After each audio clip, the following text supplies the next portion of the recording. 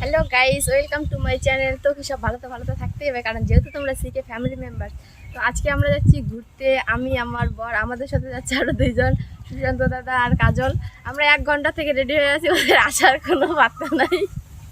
আসার অপেক্ষায় থাকতে থাকতে আমি এখানে পাগলের মতো হাঁটাহাঁটি শুরু করে দিয়েছিলাম, কারণ আমার রেডি হয়ে 1 মিনিট থাকতে ইচ্ছা করে না, আর ওরা 1 ঘন্টা থেকে নেই। আমরা 1 ঘন্টা থেকে রেডি হয়ে আছি, ওরা এখনও আসতেছে না।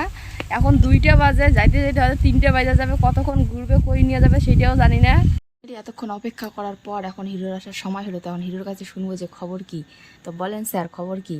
তো খবরে শোনা গেল যে কাজলের আসার কথা ছিল, কিন্তু কাজল আসেনি, কারণ কাজলের বাড়িতে কাজ ছিল। তো কাজলের বদলে এসেছে রাজু। আর এইটা হলো চান্দামারি থেকে রাজপাট যাওয়ার রাস্তাটা এত ভালো ছিল যে কি আর বলবো, পেটের যত নাট বল্টু ছিল সব হয়তো রাজপাটে ঢোকার আগে আমরা দাঁড়িয়েছিলাম একটু দোকানে, ওরা ডেরি মিল্ক দেখতেছিল, কিন্তু এত কিছু দেখার পরেও ওরা কিছুই নিল না। ওরা কিপটা, ওদের সাথে আর কোথাও যাওয়া যাবে না। কিন্তু ওদের খাবারটা ওরা ঠিকই নিয়েছিল।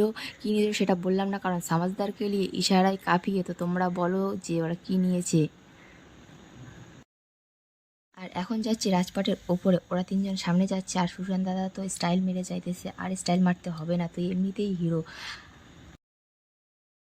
আর আসতে না আসতে আমার বর একদম ফটো ওঠার জন্য পাগল হয়ে গেছে। আর এই দিয়ে ক্যামেরাম্যানের অবস্থাটা দেখুন একবার, কিভাবে ফটো ওঠাইতেছে। আর এই মাটির উঁচু ঢিপিটা হলো রাজপাট। এখানে আগে রাজার রাজপ্রাসাদ ছিল, কিন্তু এখন ওই রাজপ্রাসাদটা মাটির নিচে আছে। শুধু রাজার যে মানে কুয়োগুলো ছিল ওগুলোই এখন মাটির উপরে, আর রাজপ্রাসাদটা মাটির নিচে। ওরা কই কই ঘুরতেছিল, আর এইদিকে আমি একাই ঘুরতেছিলাম। আর কবি তো বলেই গেছে যে যদি তোর ডাক শুনে কেউ না আসে তবে একলা চলে, কিন্তু আমি কেন একলা যাবো? আমার তো বিয়ে হয়েছে, তাই আমার বরকে ডেকে আমি একসাথে যাচ্ছি। আর আমার বর এদিকে যে হ্যাবলাকান্তর মতো করে দাঁড়িয়ে কী দেখতেছে ওই জানে।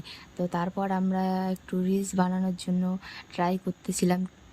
তারপর দেখি দুটো জোড়া শালিক, আর সবাই বলে যে জোড়া শালিক দেখলে নাকি দিন ভালো যায়। কিন্তু আমাদের দিন এতটাই খারাপ ছিল যে সুশান্তার ফোন খারাপ হয়ে গেছে, আর ফোন কিছু কাজ করতে ছিল না।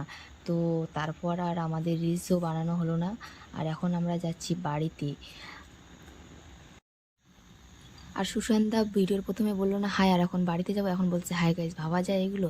আর সেদিন এতটাই রৌদ্র ছিল যে গরমে আমাদের অবস্থা খুবই খারাপ হয়ে গিয়েছিলো। তো আমি নিচে এসে তো দোকানে বসে পড়েছি, আর আমার বর বলতে যাবা না।